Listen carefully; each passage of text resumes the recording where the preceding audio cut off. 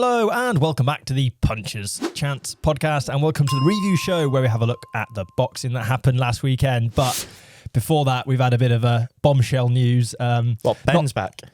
Well, he's actually returned. Connor Benn has signed for Zuffa Boxing, stabbed Matchroom in the back. Yeah, what do we make of that whole thing?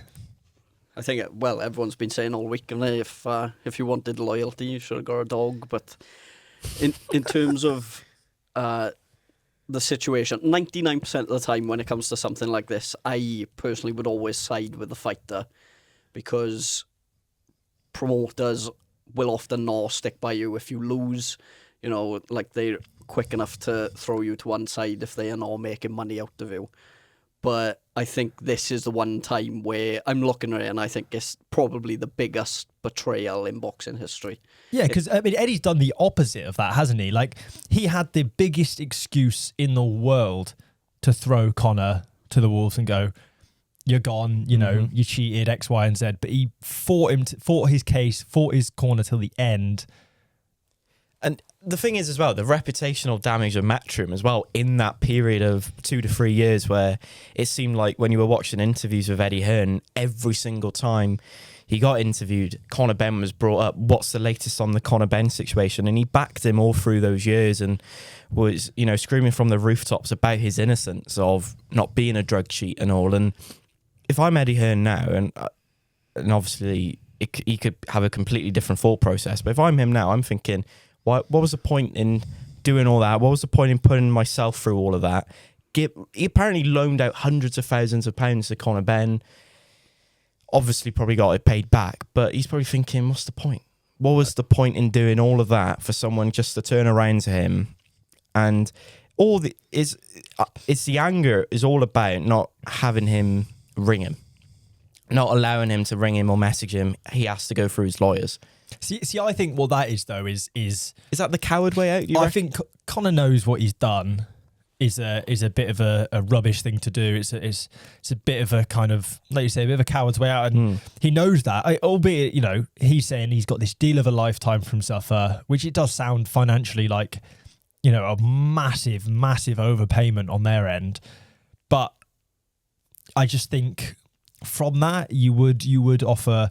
For everything you've been through, you'd offer. If Eddie was, you know, trying to offer you some journeyman in a 6-rounder as your next fight, then I can understand it. But let's be real, Matchroom have been able to land fights for Connor Benn in the form of those 2 Chris Eubank Jr. fights that, frankly, he didn't really deserve. And he's managed to get financial stability that, again, ability-wise, all the stuff we mentioned he's come through, he didn't frankly deserve. No.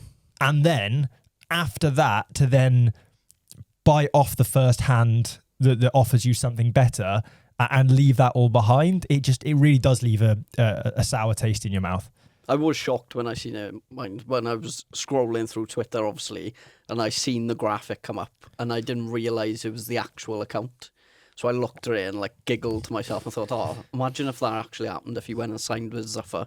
Then I seen it was the actual account. I was just thinking, this is going to cause absolute chaos in terms of everything Matchroom have done for Connor Benn since those failed drugs tests. It would have been easy for Matchroom and Eddie Hearn to throw him to one side and be, we can't touch you after that. And I think with most fighters who didn't have the name Ben, it probably would have happened. And they've done so much for him over the last few years to put him back into a position where, despite never having won even a domestic title and never looking that good in any of his fights realistically, they've put him in a place where he's now one of the big names and big money names in boxing, where a lot of other fighters are looking at him as a potential payday. But I really want to see now, obviously I think the next episode we're talking about the review of the American fights, but I'd absolutely love to see Matchroom going to sign Ryan Garcia now and making that fight happen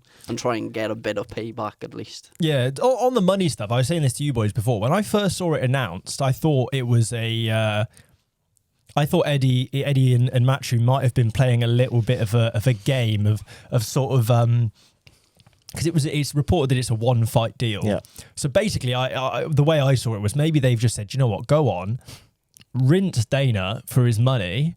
we'll make a big thing of it, and then, you know, after that, we'll you know, have you back and we'll laugh about it and it'll be funny. But I just think, but the more I thought about it, that doesn't make sense from Matchroom's point of view, because I think the money that they would gain from whatever fight Connor Benn would get next, which realistically is in line for someone like a Ryan Garcia for the WBC title, the kind of money that would pull in, it's too inexpensive a chess move. It feels like it wouldn't be plausible. So really, I mean, respect to Dana. We've talked about whether or not, you know, Zuffa and Dana and X, Y, and Z are kind of cut out for the boxing business.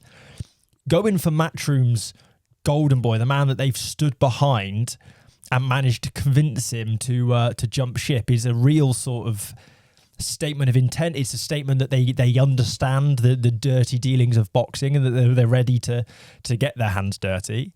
And in terms of as a fighter, it kind of makes sense, because we've said for a long time, is he really good enough for a world title? No. But is he good enough for a Zuffa world title? Probably. So, you know, in that sense, it's kind of this perfect fighter where he's good enough that he's big enough that commercially he's a huge name, but actually he's not that good. So, you know, he's not necessarily going to be fighting and winning world titles. So I get it from Zuffa's point of view. I get all of that. It's just so bad from Connor. I do wonder if that one fight, well, apparently they've got him contracted to that one fight. If it is the one fight, whether that would be them having him fight for that Zuffa belt to try and give it some credibility within the sport. I think that's the idea. I do honestly think if the one fight that they've got him signed to is to try and get a fight with Ryan Garcia for the WBC belt, I think this is a terrible business deal from him in terms of how much they reportedly are going to be paying for that one fight, for a fight I think he'll lose, because I don't think he beats Ryan Garcia, and I don't think he beats any of the other world champions or his weight class either now that Barrios has been beaten. So if it isn't as of a belt that they are trying to push him towards, I can only see it being a bad business deal anyway if the rumours are true of what the contract is. Talking about the money, obviously, as Barry Hearn's been calling him on Monday morning, Dana White's UFC business module, he doesn't pay those fighters. You know, those fighters there don't earn a lot of money. No. You know, it's low seven figures for big pay-per-view cards. Connor Benn's coming year, and we all probably agree that Connor Benn domestically is a great fighter, but at the world stage, world level, he's probably bang average, and he probably gets beaten by the 1, 2, and 3 in that division easily. If you're a UFC fighter now and you've looked at this move, I know this is out of the boxing thing, but if you're looking at that, you're thinking, what's he doing? Yeah, but it's the difference in the fact that realistically, Zuffa Boxing is backed by TKO Boxing and by Seller, and ultimately, therefore, by Turki Al-Sheikh. And Turki Al-Sheikh is as the man whose wallet is being opened for these deals, is the one who calls the shots. And exactly. I think Dana is the charismatic front man, and I think a lot of what they're doing is about control and power, but actually I don't think he has as much control it's Nick Khan in his promotional company as he likes to make out he does. It's TKO's Nick Khan, I think, that's making all these sort of big claims, and if he wants something, he's probably going to get it. And you touched on the Turki Al-Sheikh factor. They've managed to get Connor Benn, a fighter that none of us saw making that move to Zuffa. Can you imagine now the sort of names that they're going to be throwing out there in the coming weeks of who they've signed? Big money signings as well, probably. You know, I'm struggling to all work for that out, one belt as well. I'm struggling to work out what they're really trying to do, though, because obviously the first big name that they were to get across was Jai Opataya. And now Jai represents an unbelievable fighter, someone I'm willing to say with pretty high confidence is the best in his division, but probably doesn't have the brand and the name and the size to go with it. Certainly not globally, certainly not in the States. And then Connor Benn is sort of the antithesis that, in the form of a fighter who's got the brand, got the name, got the the following, but actually isn't all that great and kind of feels like a perfect Zuffa signing. So I really don't know what they're trying to do. And again, to kind of go back to Connor and the money, I get it when people say, can you blame him? He's had this kind of life-changing money thrown at him. Sure. But we've seen, I think it was Johnny Fisher said that TKO threw, Dana threw some money at him to try and get him to come across, which, to go on the Fury Makhmudov undercard, shows what they're trying to do. But he said no, because he even though Eddie and Matchroom have significantly less, or Johnny has significantly less to owe to Eddie and Matchroom than Connor does. Connor, to put it blankly, owes his place in the sport to Eddie, Hearn and Matchroom. Yeah. He was down and out. Everyone had him, and there was one man or one man's company that was, supporting him. I respect the fact that they haven't thrown the toys out the pram yet, but if I was Eddie, I'm going straight on IFL TV and I'm saying Connor Benn doesn't even like eggs. Connor Benn is this, Connor Benn is that, and I'm giving him the treatment. I'm sure that will come in the coming weeks. I'd give him the treatment that I think he deserves. I feel like this is the beginning of it starting to take a real turn now and getting quite nasty between the promoter. It was getting spicy already, mind. Not just Dana White and Eddie Hearn, but I think the other promoters might be looking over their shoulder as well and thinking, if they really throw in their weight about, they've obviously got a lot of power and influence and a lot of money, and money ultimately talks. It's like, well, you've seen with Connor Benn, when you get that type of money, it to be fair, it takes a very big man, to a lot bigger than me, to turn down that kind of money when it's offered to you. And I think it's a real show of his character. Right, like, most of the time, like I said, I would side with a fighter when you get an opportunity like that, because it's life-changing regardless who you are as a fighter, whether you're at the top of the game or whether you're, like you said, someone like Johnny Fisher who's been offered this big opportunity and turned it down. It is hard, but I think if it was one person in this sport that I would have thought, I'm not going to turn my back on Matchroom after everything they've done for him over the last few years, it would have been Connor Benn. Because like you said, he is not in any way near the position to fight Eubank, sell out stadiums, or be anywhere near the conversation of fighting for world titles if it weren't for what Matchroom have done over the He last wouldn't 2 be in the years. conversation of fighting again, I feel like. Yeah, if it wasn't for after that Matchroom. ban, you'd think you wouldn't be surprised if, With all the legal costs and all that came with it. Do you think part of this as well, though, or part of the kind of reaction to this from the boxing media and the fans and stuff, is that throughout that whole process, there was this real drive and real push to portray Connor as this kind of genuine guy, the salt of the earth. He's been really hard done by, but he's a family man, and this kind of narrative, rightly or wrong, around him has, like you kind of said, painted this idea of someone that just wouldn't do that.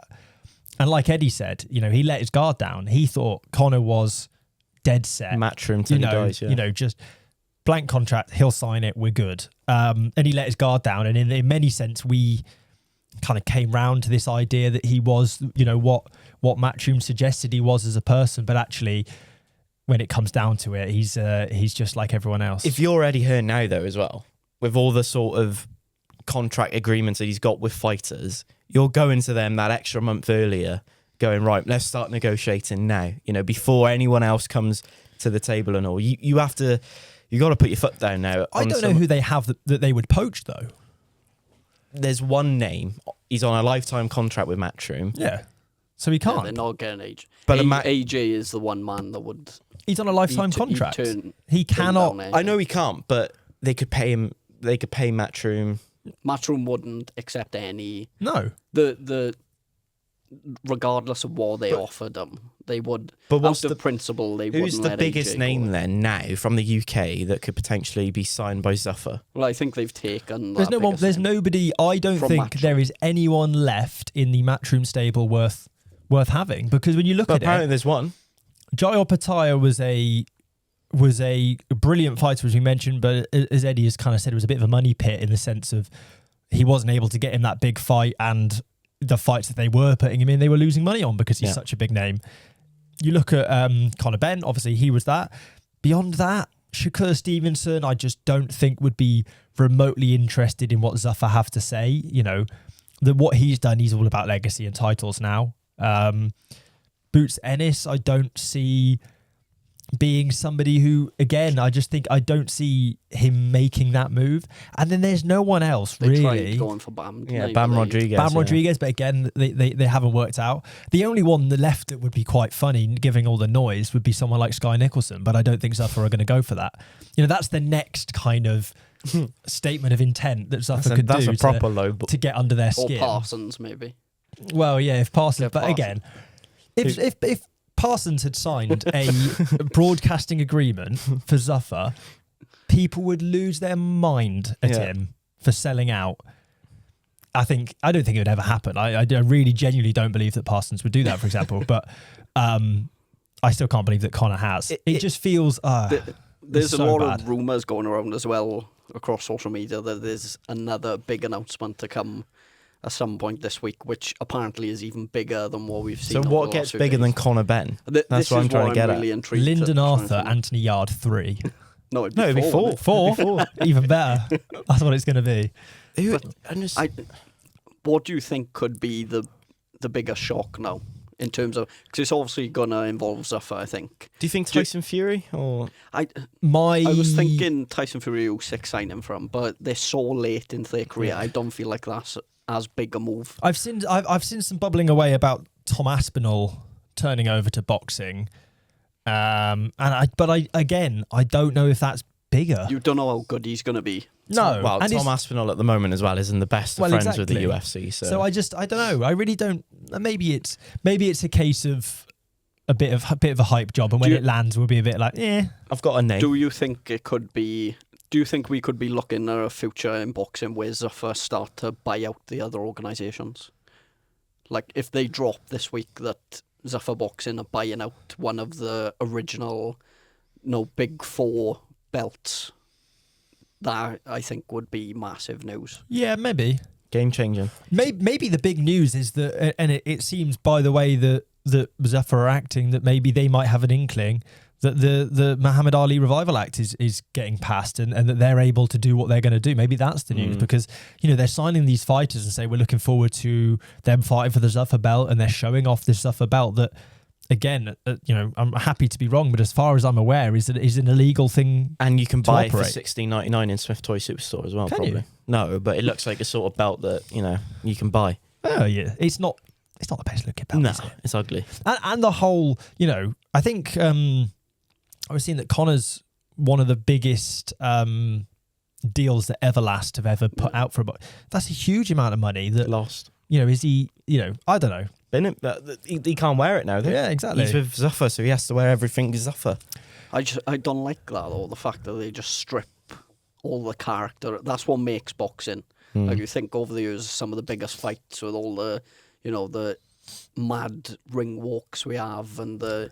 Yeah. All the fight week outfits or whatever. It's flash. It's egregious. Yeah. It's showmanship boxing in the same way. The benefit that the UFC have is that MMA is such a young sport that UFC is MMA history. So they were able to establish, whereas like we've kind of said before, they're coming into, something that's been around since the late 1800s that used to employ people to throw plant pots off the roof to keep police away and all of this sort of mental stuff. This is not a normal sport, and to try and sanitize it and water it down to this kind of corporate, walk to the ring with a song and punch each other and walk out and in front of nobody as well. Yeah, that's the other thing. It rubs. I can't see Connor Benn doing that. How can you go from Tottenham Hotspur stadiums now to the Apex? Yeah, I don't know. It rubs me up the wrong way, but money, I suppose. We'll have to. But the thing, going back, that Guardian article I read the other week, the Guardian one that went into detail about everything to do with Zuffa boxing, I was reading it. I was trying to work out what sort of fighters they were trying to attract, and even from reading that, I'm thinking, Connor Benn's nowhere near none of that. He wouldn't do that. He wouldn't do that. He wouldn't allow them to do that to him. But as far as people are saying, that it seems like maybe they can still fight on Ring Magazine and cards and things like this. And maybe the likes of Jai, who we know was obviously someone that Turkey was a big fan of, the amount of fights that he got put on in Saudi Arabia, that maybe these are actually what we're seeing are Turkey signings rather than Dana signings, and Dana's having to put up with it and kind of make it work as he goes along, because like we said, he maybe doesn't have the control that he says he does. We'll have to wait and see, but I am worried though that they're going to have such a financial influence in the sport that they ultimately do gain control over the sport, and does that kill the enjoyment we have of it at the moment? Like, if they strip, like we said, all that character and showmanship away over the next few years, and it sort of falls into the same UFC model, boxing doesn't feel the same anymore then. I don't think it'll happen, and maybe that's wishful thinking. Maybe it's I don't know what it is, but I can't see it happening. I think boxing is too well established. It's gone through too many generations, too many iterations to get where it is now. And when you look at whether it's the Saudi Pro League, whether in football, whether it's the Chinese League in football, everything that this ludicrous amount of money has been thrown at without the foresight for business sense generally is a flash in the pan, and the boxing's lasted longer because I think it's so desperately needed that Saudi money. But we're seeing fights now in the UK with the likes of Matchroom and Queensberry that we weren't seeing during that height of the Riyadh season. And I think Matchroom and Frank have got to this point of the cycle where they're preparing for life after Turkey's money. I think Dana's at a different point in that. He's at the start of that cycle, and it's all flash and it's great, and you can throw money at Connor Benn and whatever else you want to do. But there will come a time where you need to operate without that, and that's what we're seeing. To go on to what we'll obviously be talking about, something like Leigh Wood, Josh Warrington. We weren't seeing those fights 2 years ago. We're seeing them now. Do you think we're nearing the end of the relationships with Eddie Hearn and Turki Al-Sheikh and Riyadh season? Do you think that... I think Eddie and Frank are being pushed to one side, and Dana White's now being elevated to that number one sort of partner to work with? I think partly that, but also partly I think Eddie and Frank have squirreled away some of that cash they made and are using it to prepare for the next... those guys have been around for a long time, obviously in the guise of Barry originally, and then Eddie, and obviously Frank the whole time, have been around that whole time because they've always looked long term. And I think they've realised that if they are going to stay around, they still have to look long term. They can't take this quick flash in the pan cash and then fall away. I think it's the start of a sort of boxing civil war, and essentially, it's going to be good. Never thought Eddie Hearn and Frank Warren would be teaming up together to try and take out... Where does Ben Shalom appear in all of this? He's like Spider-Man, probably. They've kept him behind. He's just in the corner watching. Like, he doesn't get to get involved. We'll have to... He's not in the trenches with him just yet. We'll have to wait and see. But like I kind of alluded to, Leigh Wood, Josh Warrington, on paper, brilliant domestic fight. We gave it the big one. Excitement. We gave it the big sell. We all backed Josh Warrington. The reality is, it was what it was. Two fighters that have seen their better days. Oh yeah, 100%. There was spike, there was spice, all of this in the build-up, and it just didn't quite translate into the ring, did it? No, I think it fell very flat. But you've seen two fighters that have given a lot to the sport over the last decade, and I think, like you said, it's just two fighters that I think they both felt in the ring on Saturday that it was probably the end of the road. And I think it's the right time for both fighters to hang up the gloves now after that. As much as maybe Leigh Wood could go for one more fight maybe, but even he said after the final bell, he was like, I might be interested in one more fight if it's right, but I don't want to fight any of the young, hungry upcoming fighters. But realistically, the only other fight you're probably going to be looking at is a world title shot against fighters who are hungry and still motivated, and it's the one sport where if you haven't got that fire in your belly, you really don't want to be in there for the 12 rounds, because I think you just ultimately seen two fighters on Saturday night. I think they had a lot of respect for each other by the end of the 12 rounds, but I think they both felt it was probably the right time to call it a day. Well, I said in the group chat afterwards, I said I'm happy for both of them now to go away and hang up the gloves. I expect Josh Warrington to do that. Definitely. He had his moment in Wembley where, looking back on Saturday night, perhaps that moment there maybe should have been his final fight.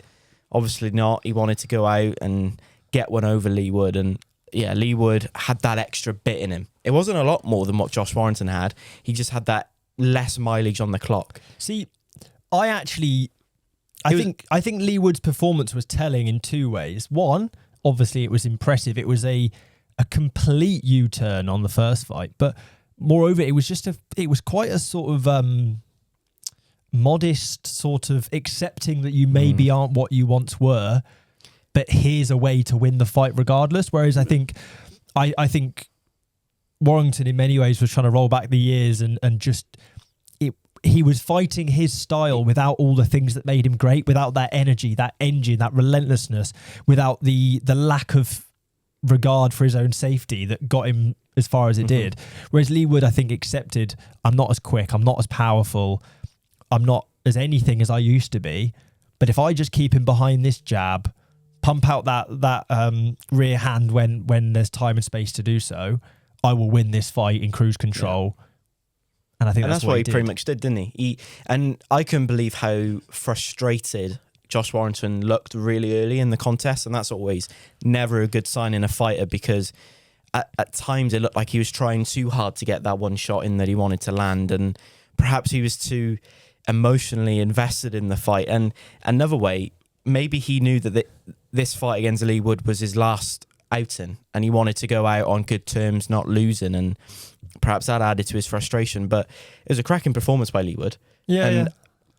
But like I said, I think for both of them now, as Ben touched on, they've given so much to British boxing. Josh Warrington, so many memorable nights. You know, Ellen Road against Lee Selby, one of the best nights, best atmospheres in British boxing. Leigh Wood in Nottingham doing all the stuff that he did. Michael Conlon in the same arena. You know, you were on the edge of your seat throughout the fight because you just knew that Leigh Wood had that sort of the power to put your lights out. But on Saturday night, both of them look like they've passed the sell-by dates now, and it looks like now that Josh Warrington should sail off into the sunset, and Leigh Wood perhaps gets a world title fight and one last big money fight. But that should be it, in my opinion, for both of them. Do you give him the Nunes Navarrete winner? Do you think he's earned the right for it? I don't think he's got the hunger for it. No. Though either one of those winners are going to be stepping into that ring like an absolute killer, knowing that they want to keep that belt. And I don't necessarily think he'd be doing it for money.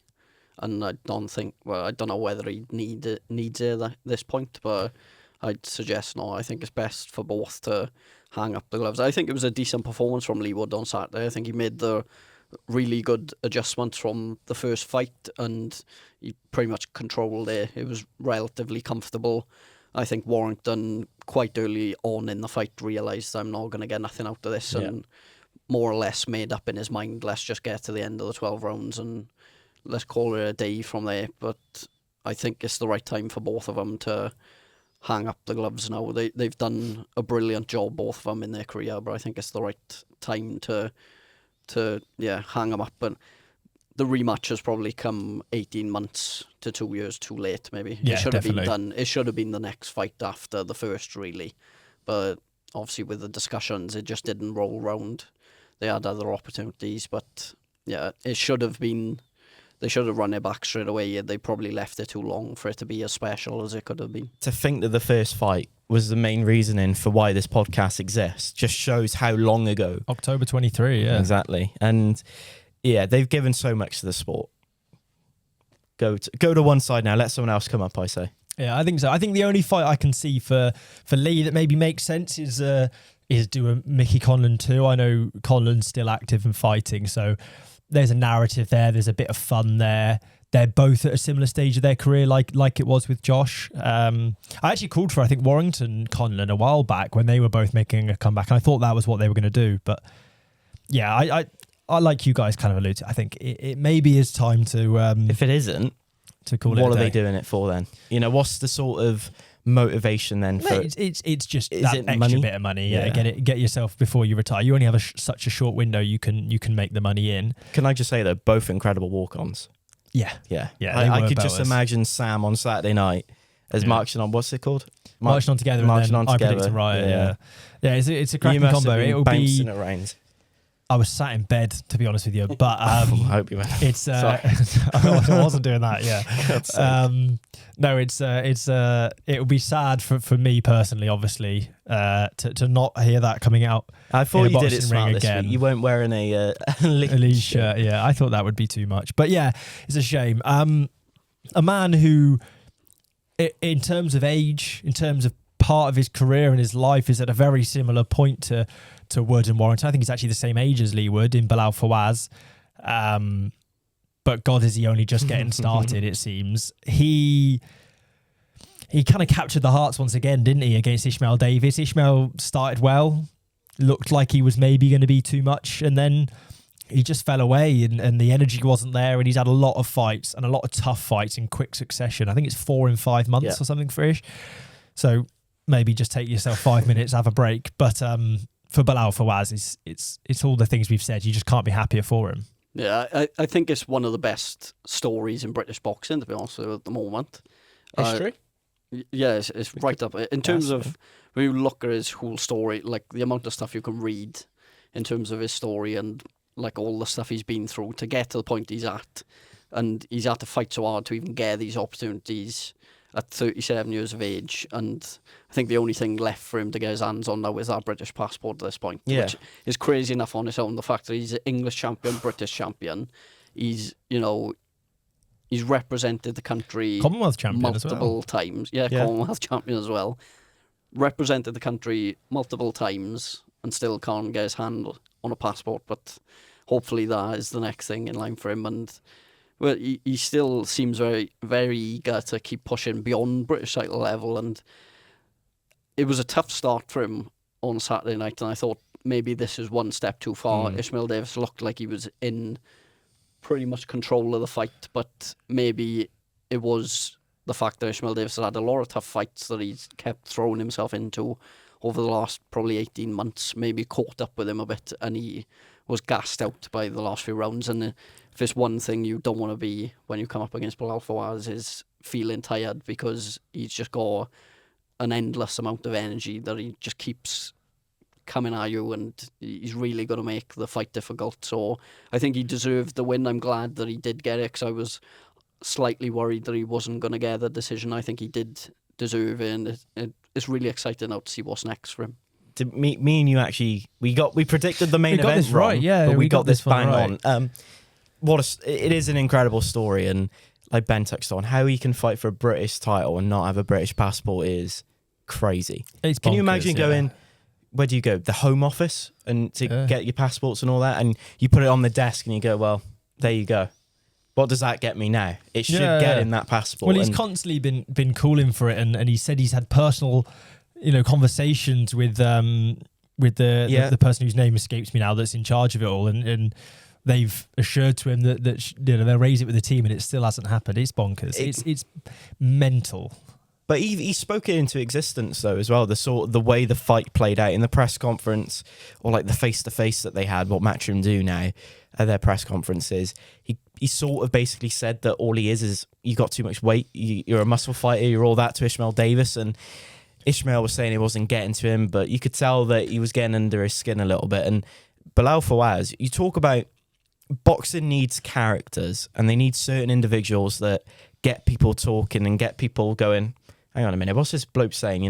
Is he really, did he just say that and all that? And Bilal Fawaz is that sort of fighter that can get people interested in the sport and all. And, you talk about changing your life. He's changed his life on Saturday night, because the British title for any fighter that has come from the small horse scene or has come from really nothing in boxing, that British title means the world to anyone. That's their world title fight.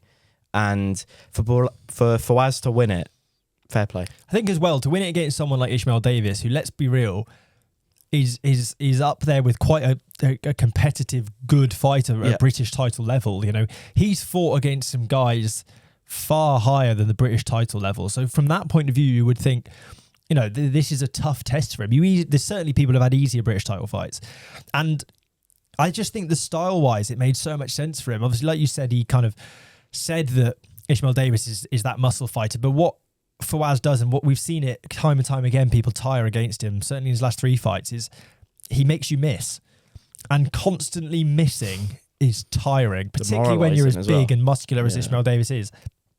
Missing that many times, it tires you out. You become heavy, you become lethargic. And like you said, he just doesn't stop Fawaz. There was points in I think there was a point in the... Did he knock him down? Maybe the 10th or 11th. When was it? Did he... He kind of bundled him over with a bit. I think that was just from tired. Yeah, but Fawaz had he'd been spun up against the ropes by Davis, and then they clinched, and then the ref separated them. Fawaz literally sprinted across the ring to get into this other corner. And you think, where's that energy come from? He's just endless. And style-wise, he's so fun to watch. He's what's the word I'm looking for? He's got that kind of showboating and making you miss, and doing so in such an elusive way, but it doesn't feel like it did at times with Whittaker, where it felt disrespectful or demeaning. It's the way he fights, and he goads you and he coaxes you onto him to let your hands go, only to then make you miss, to tire you out further. And he seems to be doing what he does very well. And I don't think for a minute, if you feed him to the guys at the very, very top of the division, that he won't struggle in those fights. It's of course, a hard I think he night's will. work for anyone that faces Fawaz going forward, isn't it? But I do think he gives anyone a tough day. I think Ishmael Davis gives anyone a tough day. Josh Kelly we've seen it. Struggled, not a million miles away from losing. And now Majumov struggled, not a million. No, was it Majumov? Am I thinking of Boachuk? Boachuk it was in Saudi, wasn't it? There's fighters that he's given tough days. So yeah, I think Bilal Fawaz will do more, and it's just see how far he can take it, really, I think. Yeah, I think Fawaz does a brilliant job again inside the mind of his opponent. I could see how frustrating it must be to be in there with him, especially Ishmael Davis must have been thinking on Saturday, after about 6 rounds, I think he must have thought, I'm pretty much got this in the bag here as long as I keep going the way I'm going, and it just seemed to just drain him. Like by the end of the fight, he was a completely different fighter. He just had nothing left. And Fawaz looked like he was still in the first round. So that could have been a game plan, from Fawaz, knowing that Ishmael Davis will tire. He looks the part, but can he do it for the whole distance of the fight? And I think that's one of the biggest winners you can have as a fighter is that engine, that fitness. You see it with so many fighters that probably don't have the technical ability of some other fighters, but can just outwork them. You think, like someone like Gavin Gwynn, Conor Walker. Yeah, just like there's fighters out there, like, don't get me wrong, they're really good fighters, but even when they come up against someone who's probably technically better than them, that work rate is just so hard to keep up with that it just drains you to the point where you fall off the level that you normally are at. And I think that's what happened to Ishmael Davis on Saturday. Yeah, I agree. Another fighter who had to show a bit of longevity, a bit of heart, Tiah-Mai Ayton. We've obviously seen her up to this point take to professional boxing like a duck to water and just walk through everything that's thrown at her. It was a tougher challenge, I think, on the weekend, needingly so. She needed a challenge, went the full 8 rounds. There were times it looked hard and you thought, is she going to have the minerals to do it? And ultimately, she had enough in her ability, heart, desire to come through and get the decision. Not as wide as maybe you'd have hoped for, but in pretty comfortable fashion. But how many times have we talked about on this podcast, given a prospect that sort of 8-rounder, that 6-rounder, that tough fight that they need early in their career, just to keep them honest, I think. And that's something that happened to Tiah-Mai Ayton on Saturday night, was that she had a tricky opponent in front of her, but she got through it in flying colours. Look, she's a special talent. And from Saturday night, it's sort of that little step up. Gradually make those steps up now, because she looked good. She struggled in parts, I agree. But again, she just showed her class through, and she's got a bright future in this sport. If she can continue to build on performances like that, I want to see her go more into fights. The finishes are brilliant, and getting it done early is fantastic for a prospect. But going over a period of 6 rounds, whatever it is, going forward, I think we'll see improvements and we'll see a lot more of her. And taking what she's learning from in the gym and putting it under the lights is where she needs to start doing more of, I think. But Saturday night was a sort of a tick box, I feel like, where she's had that tough fight now that she can tick off, and she can have a rest now and come back in the summer and keep on developing as a fighter. And we talk about Matchroom and, you know, the problems they're facing potentially moving forward. Their prospects that they've got, the future for Matchroom does look bright with them. Yeah, they've got a good bunch at the moment. You know, you got people like Visioli, Taylor Leo Bevan. Atang. Yeah, Leo Atang was the last one I was going to name. Obviously, another early stoppage. I did think, from the refereeing point of view, it was a little bit of an early stoppage. I think when you have the power that he has, And the pace. and the speed and all of this, and there is an element of refs. It's a self-fulfilling prophecy in many ways that they see a man getting kind of hit with a barrage of shots and they think, I'm going to have to stop this now. In a way, I don't think Dan Garber was quite that hurt, but he very well may have. I think it was a volume winner. He very well may have got there, but it's for the first time, I think, with Leo Atang particularly, I was really impressed, admittedly, again, in the really short period of time you get to watch him. He seems switched on to what's coming back towards him, even when he's going forward. There were times where just took that little half space out of distance just to make himself unhittable and then reset. Whereas a lot of prospects, you see them, it's gun, pace, forward, front foot. And eventually you might get caught doing that. Whereas having the foresight to kind of, you know, have that defensive part of your game so early on is good to see, I think. Yeah, and Dan Gardner was, when you saw his name up against Leo Atang, it was a bit like that Marius Vach against Moses Itauma fight, wasn't it? You're thinking, oh, here we go, here's some rounds. We're going to see Leo Atang and Moses go a little bit more into fights, but no, it was a clinical performance. Another clinical performance on the undercard. Dave Allen. Yes, no messing around. He said what he was going to say. And how many times has Dave Allen in the past said stuff that in fights he hasn't done? I.e. the Fraser Clark fight that he had. He said a lot in the build-up and didn't really live up to it. And yes, the opponent that he fought on Saturday night was there for him to do exactly what he said he was going to do.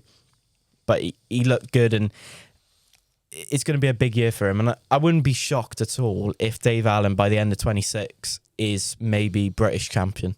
I feel like that there's a strong possibility that he could be British champion by the end of the year. I think if it's TKV or Riakporhe, but particularly TKV, I do think that's a tough night for Dave Allen. I think TKV's not pretty, he's not technical, he doesn't look, but you know, he's nullified some good fighters.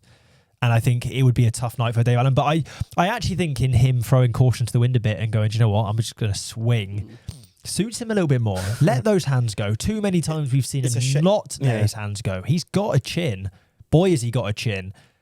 And he's got power. We've seen exactly the work of his chin and all that against Makhmudov. Yeah, and we've seen his power against the likes of Johnny Fisher in that fight there. All right, chill out. Combine them, just go in there and have a scrap, because you ain't got the engine necessarily for a 12-rounder. You've not rarely have you shown a complete 12-round performance. I can't think of one off the top of my head. So just whack them. You might get whacked, but you'll be fine. I think that's what you didn't see enough of against Makhmudov, probably because he was a bit wary of what was coming back against him. But yeah, that's the best version of Dave Allen I think you can see when he's just letting those hands go. I do think the fight against Jamie TKV, if that's the one they can make happen, it'll depend a lot on what version of Dave Allen jumps in that ring, because it's going to be who wants him more, because TKV is not going to be easy to get out of there. And he's going to make it as awkward and as difficult as possible. And I think he'll be thinking in his head, if I can drag this out long enough where Dave Allen loses that bit of confidence and loses that engine and I can take over, that's where you could see the fight switch. So I think it would be a really good fight. And I think it's the one they should definitely go for, because I think getting that British title now would be the sort of fairy tale ending story for Dave Allen and Matchroom. But we'll have to see what the options are. But it could have been a fairy tale ending against Makhmudov, couldn't it? Yeah, it could have been. Dave Allen was potentially one win away from fighting Tyson Fury. Yeah. Which would have been a career-defining moment of paydays and all that. But Saturday night, I'm a little bit disappointed because the bloke that he fought was from Clermont, where I'm from in France, which is quite a bit annoying because both of our fighters lost. I think that's... They did get chinned. It's a bit of a bittersweet feeling. Looking at the future of heavyweight boxing in Britain, I'll talk about Leo Atang. If you look at Leo Atang and Moses Itauma, do you think that is the future heavyweight rivalry of British boxing? Yeah, I mean, if you look at obviously age-wise, they're 2 years apart. So yes, 19, 21, Because what was your fact last week? Yeah, Itauma and Atang's age is the same as Dan Garber. Look at that. 19 and 21. Man, Dan Garber's Sam. 40. So he's had the career of those two combined in terms of age. But yeah, I think so, age-wise. You know, obviously Dubois is still young. Dubois will be in that picture he could be in the picture for up to another 10 years possibly in terms of longevity. Yeah. We've already seen him, undoubtedly a world title level fighter. It just, hasn't always come through every step of the way. So yeah, there is still talent. And I think more importantly, a lot of the top talent is coming from Britain in heavyweight boxing in general, which historically it has on a number of occasions. So I think that's important that we've got, not only have we got British talent coming through, but the talent that is coming through is largely British. Fabio Wardley, Dubois. Well, Fabio Itauma. Wardley's got he's probably got 5-6 years ahead of him. Fabio Yeah, Wardley. they've all got time on their side. So Fraser Clark. it's interesting stuff. Do you think, just to go back to it, if it's TKV Riakporhe, are we expecting TKV to be the winner in that one? I don't know. It's a really hard one to call. It depends what Riakporhe turns up, I think. Because if it's Riakporhe that turned up at Selhurst Park against, Billum Smith, then it's TKV all night. Yeah, but I think at heavyweight he's a different prospect. If he lets this happen, then Activity as well. TKV just feels like he's a difficult man to shift, and he is good enough. He doesn't like I said, it doesn't necessarily look pretty, but he is good enough to nullify a lot of what people can do. Yeah. He's a solid domestic fighter. Yeah. So in terms of as a British title, it's difficult to kind of see who can usurp him. But I would just really like to see Dave Allen lift that Lonsdale belt. I think just for him. I Just also for the think character as he a is. fight, Dave Allen TKV is more intriguing. Yeah, I'd rather see I that. think Dave Allen could cause Riakporhe more problems than he could cause TKV, even though I think there is a world in which Riakporhe beats TKV. Obviously, the whole kind of styles makes fights thing. I just think that's in May though, ain't it? That fight. I don't know if it's been officially announced. It's just, around that time, then, isn't it? Dubois Wardley's in May, isn't it? It's happening. Yeah, lots of exciting stuff to come. Speaking of exciting things to come, we've got a podcast coming later on in the week as well, where we're going to be reviewing Garcia Barrios. We're going to have a look back at Clarissa Shields' fights. We're going to be talking about John Fury's antics. So it's a real Puncher's Chance favourites episode, that one. It's proper. And having a little bit of a look forward to the boxing coming up on next weekend as well. So if you like the sound of any or all of that, then subscribe if you're on YouTube or on Spotify. If you prefer the audio versions, you can follow us on there as well. They'll always appear in your feed. Otherwise, thank you all for tuning in, and we'll catch you all later in the week. Puncher's Chance.